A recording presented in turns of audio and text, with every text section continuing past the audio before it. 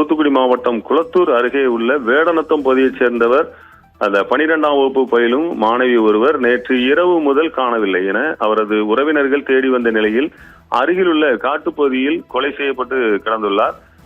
இந்த கொலை சம்பவத்துல எந்த மாதிரியான கொலை சம்பவம் நடந்துள்ளது என்பதாக போலீசார் விசாரணை மேற்கொண்டு வருகின்றனர். இப்பொழுது பார்த்தீர்கள் என்றால் அவருடைய உடல் எந்த ஒரு அசம்பாவிதமும் இல்லாமல் உடலில் அந்த கழுத்து பகுதியில் மட்டும் ஒரு சிறிய காயம் இருப்பதாக தெரிகிறது.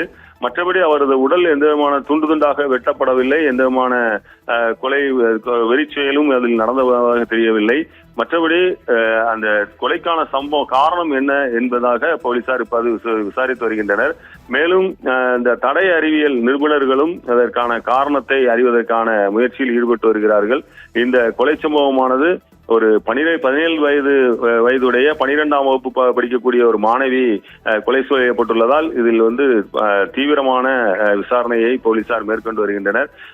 அந்த இடத்தில் அதாவது தூத்துக்குடியிலிருந்து குளத்தூர் வழியாக ராமேஸ்வரம் மற்றும் லாத்திக்குளம் செல்லக்கூடிய பேருந்துகள் எல்லாம் இந்த வழியாகத்தான் செல்லக்கூடிய ஒரு பகுதி.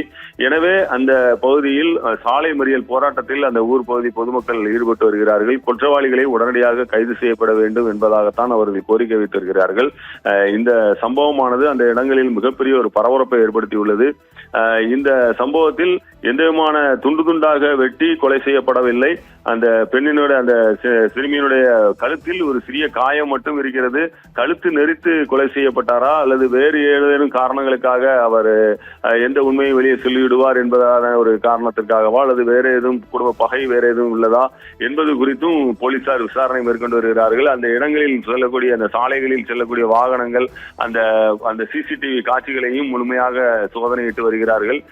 விரைவில் குற்றவாளிகள் கைது செய்யப்படுவார்கள். அவர்களிடமிருந்து என்ன காரணத்துக்காக இந்த கொலை சம்பவம் நடந்துள்ளது என்பது விசாரணைத்து உரிய நடவடிக்கை எடுக்கப்படும் என்பதாக மாவட்ட காவல்துறை தெரிவித்துள்ளது.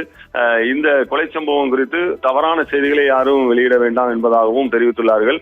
இந்த சம்பவம் ஒரு பெரிய பரபரப்பை ஏற்படுத்தியுள்ளது. வேறு ஏதேனும் காரணம் இருக்கிறதா என்பது தடய அறிவியல் சோதனையில் தான் அனைத்து உண்மைகளும் வெளியே வரும் என்பதாகவும் தெரிவிக்கப்பட்டுள்ளது.